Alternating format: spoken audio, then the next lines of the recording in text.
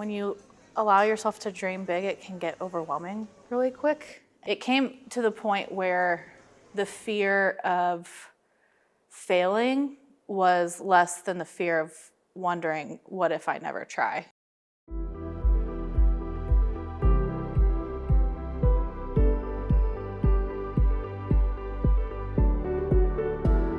I am Emily Springer, the founder of Asulon Collective, established in 2021. I started the business in Franklin, Tennessee, serving the greater Nashville area with private event catering through our coffee carts. My name is Coy Springer, and I help with the marketing and different business development for Asulon. We're really excited to be expanding to Clarksville, Tennessee, downtown with our first coffee house. The thought was to eventually have a space to gather people, but I was like, how do I start small and work my way there? And so I came up with this idea of starting a coffee cart business and worked my way, basically business planning, to launching our first coffee cart in August of 2021. It was August 28th of 2021.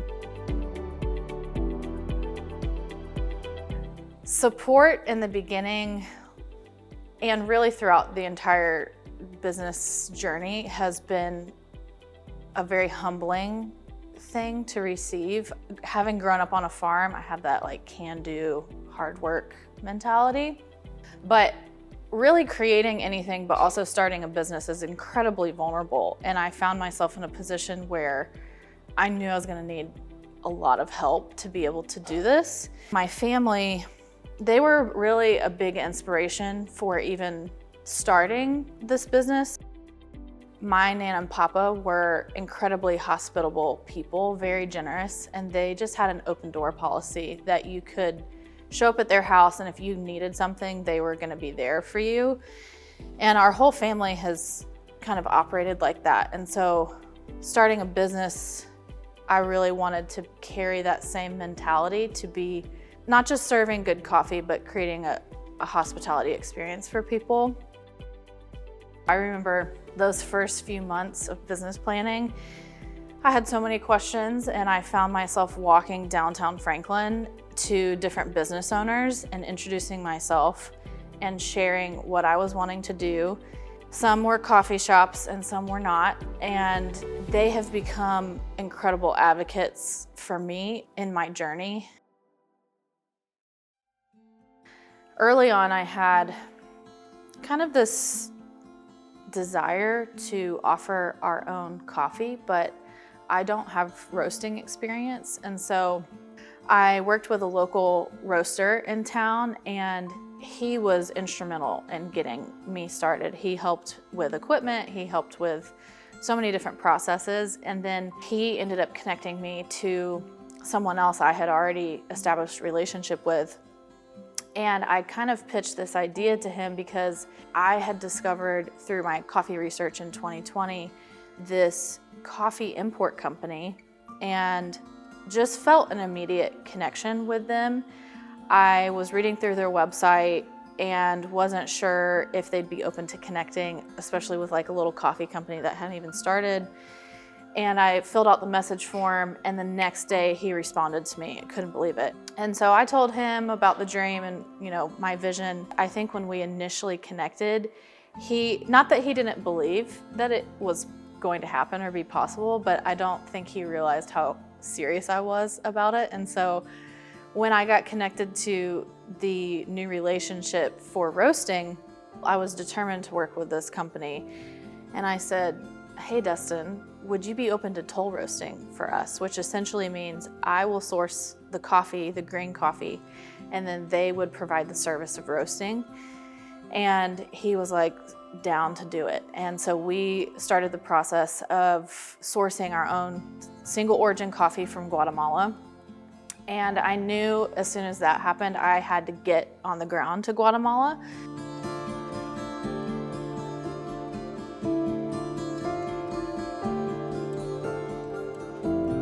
Going to Guatemala was just a huge opportunity to connect with the coffee partners we're working with, but also the producers. And I traveled there myself and was able to go to the different farms, and those relationships have been really, really instrumental.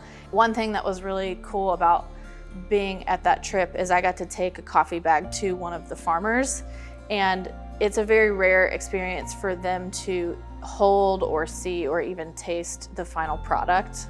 A lot of times they'll pick coffee cherries, they'll get processed, and then they go off on a truck and they never see it again. The really cool thing about our coffee partners is they are very much value connecting producers and roasters, and so they have provided extreme value in us being able to go and have conversations and really learn together through the coffee process how we can continue to provide even more value to the customer.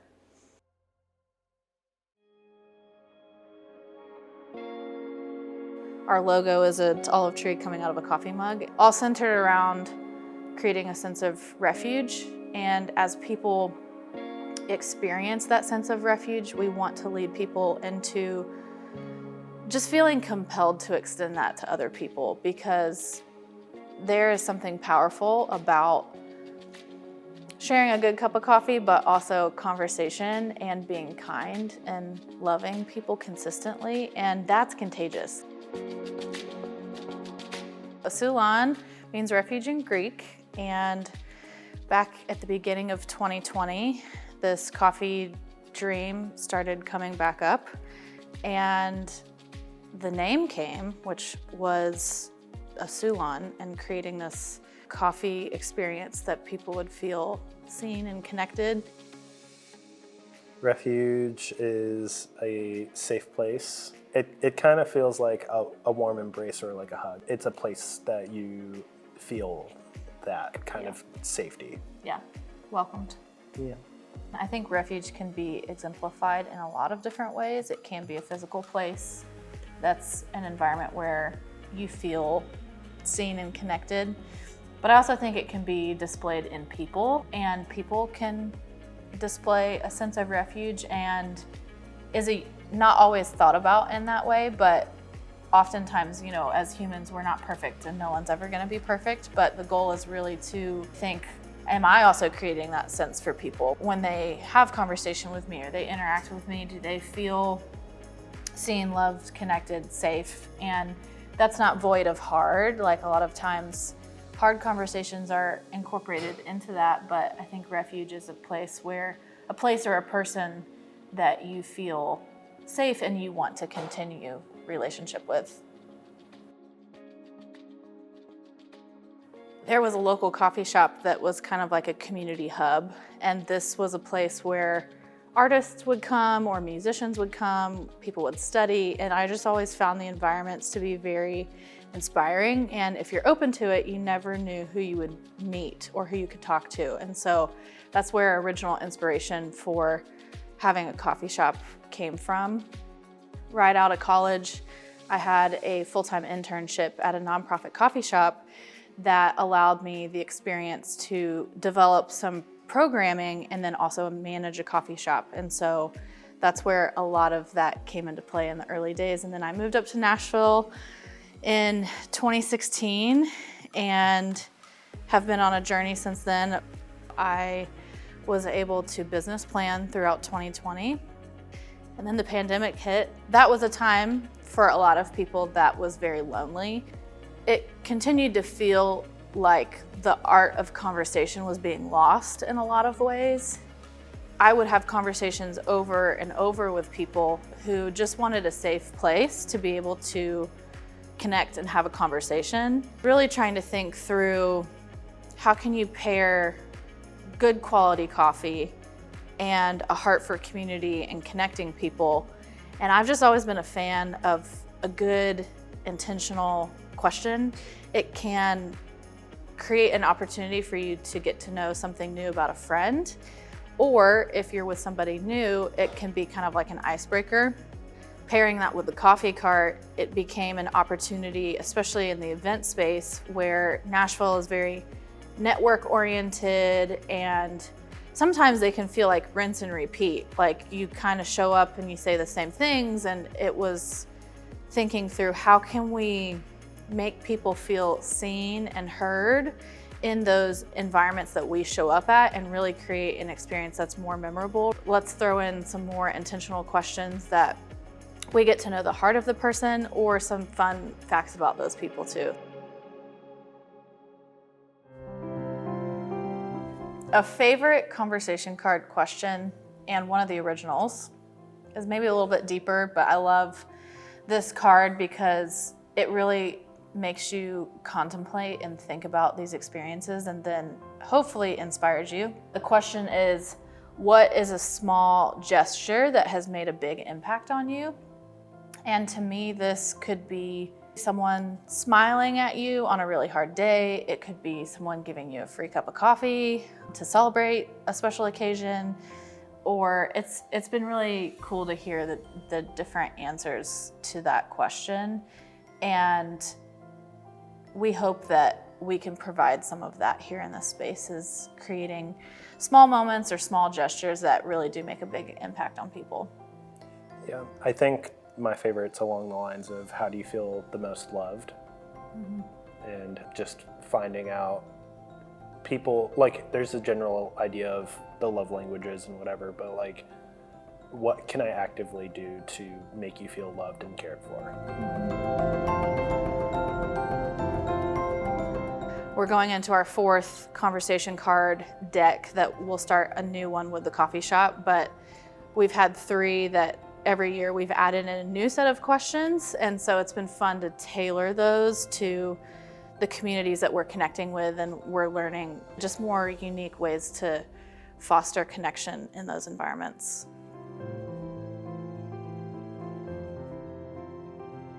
Moving from the coffee cart catering to a brick and mortar has been daunting. It also has been a journey. Once even starting the business has been a journey, because the end goal was to get into a space, and I was not expecting, once I started, the amount of opportunities that would present themselves. And so the last 3 years I've had many conversations about space, and I always entertain those conversations because they're worth exploring. I would create pitches or presentations and they wouldn't go through, and so just closed door after closed door after closed door. That can get discouraging over time, and I kind of just surrendered to, maybe this isn't in the cards right now, and we'll scale a coffee cart company. But January hit, and I had more conversations start presenting themselves about space. And I received a text message on my honeymoon from a coffee owner in town. And she and I often talk about community over competition. It sounds like a cheesy catchphrase, but we really have tried to embody that. And she texted me, and I looked to my husband Coy and I said, I think I need to respond to her. She basically said, hey, there's this opportunity that's been presented to us that we're not ready for, but I think would be great for you. But it was in Clarksville, Tennessee. And so initially I was like, oh man, that's like a little bit of a drive from where we're at. But there was something that felt compelling to, again, at least have the conversation. I didn't want to say yes to any opportunity for a space and it not be the right people or the right partnership. And this felt aligned enough that we needed to explore that conversation. So that's kind of what led us to this place. People say with kids or with anything in life, like, if you wait until you feel ready, you may never do it. So it feels similar where, you know, it's kind of scary to go from coffee catering and what we know to opening a brick and mortar. But it does feel time in the sense of we've put in the hard work and we've had the support around us, and it feels like a calculated, safe risk in a way.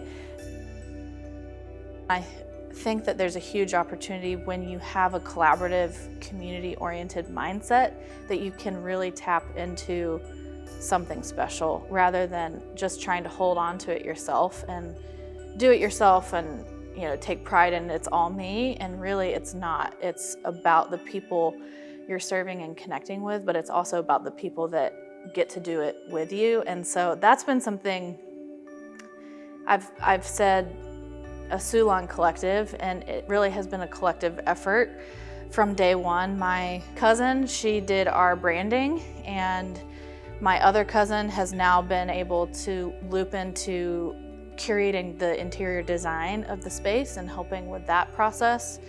My brother has some graphic design and animation experience, so we've incorporated him, and it's been collaborative from a family sense, but also the local community as well. I think once we said yes to this, we obviously felt confident enough, but these last few months, it's the is anyone gonna show up question.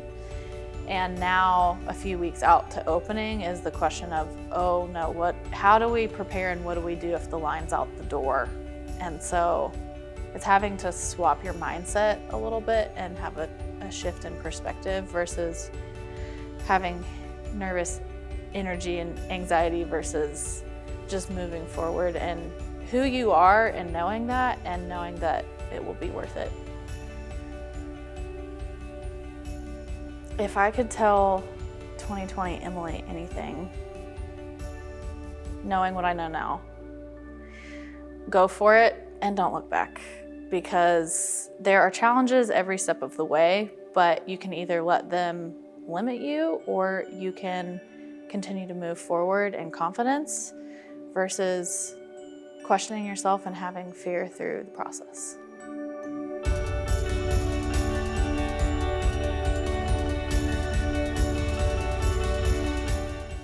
The impact that I want Asulon to make in this community is one that's memorable and real, that people walk in our doors and it's not just to get another cup of really good coffee, but they can experience a true sense of community and connection.